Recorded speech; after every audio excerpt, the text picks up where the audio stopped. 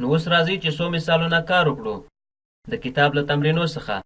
لپاره دې چې لږ اشنا شو په متفاوتو لارو لپاره د ورزیاتولو د اعدادو. که دلته ویل شوي چې هر قسم استراتیژي چې غواړئ وټاکئ چې کېدای شي لپاره د ورزیاتولو د 8 جمع 9 ګټه پورته شي، سمه شمېره وټاکئ. که لومړی شماره 7 جمع 10 دي، آیا منطقي تر سترګو کیږي؟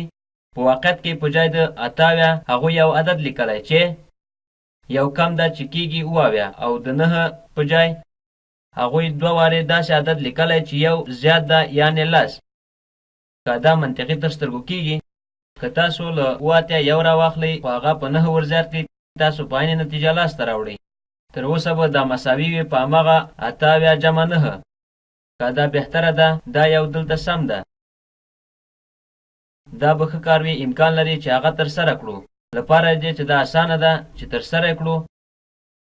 د دې لپاره اوس تاسو 7 علاوه شوې جمع 10 دلته کوئ. که تاسو لسي له یو سره پورته وړئ نو دا به 8 شي. یو کم اسانه ده نسبت دې ته یو چې دلته ده. اوس تاسو دلته څه کوئ؟ 7 او 8 ورزیاتوو. که اول 7 دانې لاس مو علاوه او جمع 8 دانې یو کو، په یویز داسې مخامخ کېږي چې فکر کوئ دا 7 دانې یو دي. که دا کار اصلا منطقي نه ده، ځکه زه لومړی شماره ټاکم. راځئ چې یو څو زیات ترسره کړو. هر قسم استراتیژي چې کولی شئ لپاره د ورزیاتولو د 15 جمع 15 ګټه واخلئ، یو ګزینه وټاکئ.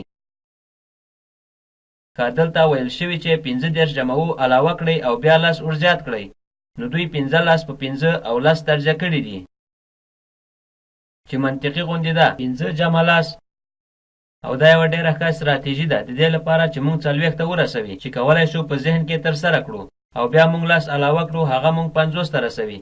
نو ځکه په رښتیا هغه کار ورکوي. اوس هغه دلته څه کوي؟ 10 جمع 20. ښه، په ځای د لیکلو د 15 هغوی لیکلي دي 10. نو اوس دا 5 کم دي او بیا هغوی دویم ځل 15 له 5 سره پورته وړي دي. که 5 چې له 15 څخه واخلئ بیا پاتې کېږي 10. تاسو د هغه 5 په 15 ورزیات کړئ او 20 حاصل شو. هو، دا هم منطقي تر سترګو کېږي او دا هم یوه ښه استراتیژي ده، ځکه چې 10 جمع 20 چې په واقعیت کې 3 دانې لسه او 2 لسه نور دي، ټول به شي 5 دانې لس یا هم 50. ډېره ساده ده لپاره د محاسبه کولو. او دا له اخیستل دی 5 له 15 او هغه به 15 اضافه کوو، نو دا هم ډېر منطقي تر سترګو کېږي. راځئ چې نور هم ترسره کړو. استراتیژي وټاکئ چې لپاره د ورزیاتولو د 1 په 250 د استفادې قرار ونیسي.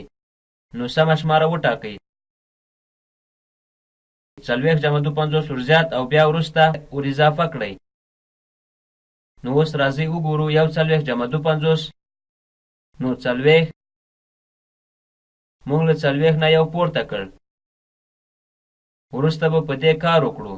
عدد د 250 تبدیل شوی نه ده. 1 جمع 250 مشابه ده له 40 عدد جمع 250 جمع 1.